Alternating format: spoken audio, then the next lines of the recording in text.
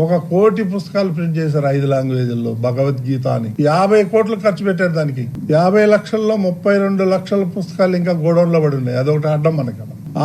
ఆ భగవద్గీతలో చూస్తే ఎవడు మొహాన్ని వస్తారు. అందులో ఏమీ లేదు. శ్రీమద్ భగవద్గీత అంటే వాయిస్ ఆఫ్ గాడ్, దేవుడు చేత రాయబడినటువంటి భగవద్గీత, హిందువుల పరమ పవిత్రమైనటువంటి గ్రంథం. మనం దేవుడి మీద ప్రమాణం అంటే భగవద్గీత మీద మనం ప్రమాణం చేస్తున్నట్టుగా. మీకు మన న్యాయస్థానాల్లో కూడా మనం చూస్తాం, భగవద్గీత మీద ప్రమాణం చేసి అంతా నిజమే చెప్తామని చెప్పి. అలాంటి భగవద్గీత అంటే మనం దేవుడిని ఎలా పూజిస్తామో, ఆ దేవుడు రాసినటువంటి ఆ గ్రంథం అయినటువంటి ఆ పరమ పవిత్రమైనటువంటి భగవద్గీతను కూడా మనం అలానే పూజిస్తాం. ప్రతి ఒక్క హిందువు భగవద్గీతని పూజిస్తారు. అలాంటి భగవద్గీతని తిరుమల తిరుపతి దేవస్థానానికి చైర్మన్ గా ఉన్నటువంటి ఆ గలీజి నాయుడు అలియాస్ బూతు రోత నాయుడు గా ఉన్నటువంటి బిఆర్ నాయుడు ఆ భగవద్గీత ఆయనకు అడ్డం అయిపోయిందంట.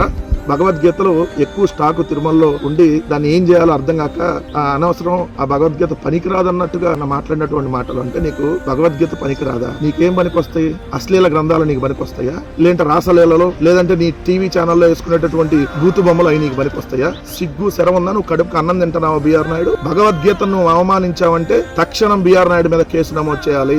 ఎందుకంటే భగవద్గీతని హిందువులని 140 కోట్ల హిందువులు ఆరాధ్యంగా భావించేటటువంటి ఆ భగవద్గీతని రాదు, అది దేనికి ఉపయోగపడదు, అది అనవసరంగా అడ్డంగా ఉంది అని అడ్డతిడ్డంగా మాట్లాడినటువంటి బిఆర్ నాయుడు మీద తక్షణం కేసు నమోదు చేయాలి. ఏమయ్యా, మొన్న లోకేష్ పిలిస్తే లొకేషన్ కూడా చూసుకోకుండా హోటల్లో వెళ్లి ఏదైతే కొంతమంది కల్తీ స్వాములు, కొంతమంది కబ్జా స్వాములు, కొంతమంది కంత్రి స్వాములు ఏదైతే మొన్న రాద్ధాంతం చేశారు కదా, సనాతన ధర్మం పరిరక్షిస్తానన్న పవన్ కళ్యాణ్ గారు, మీరు మరి భగవద్గీత మీద ఇదే బిఆర్ నాయుడు చేసినటువంటి వ్యాఖ్యల మీద ఎందుకు నోరు మెదపట్లేదు? భగవద్గీత పనికిరాదన్నాడు, భగవద్గీత అడ్డంగా ఉందంట. ఈ అడ్డదిడ్డమైనటువంటి గలీజు పనులు చేసే ఈ బిఆర్ నాయుడికి తక్షణం ఇతని మీద కేసు నమోదు చేసి బిఆర్ నాయుడిని అరెస్ట్ చేయాలి. హిందువుల మనోభావాల్ని పూర్తిగా దెబ్బతీసినటువంటి ఈ వ్యక్తిని తక్షణం తిరుమల దేవస్థానం చైర్మన్ పదవి నుంచి తప్పించి అలానే ఇతని మీద కేసు నమోదు చేసి అరెస్ట్ చేయాలని చెప్పి ఒక హిందువుగా నేను ఈ రోజు డిమాండ్ చేస్తా ఉన్నా.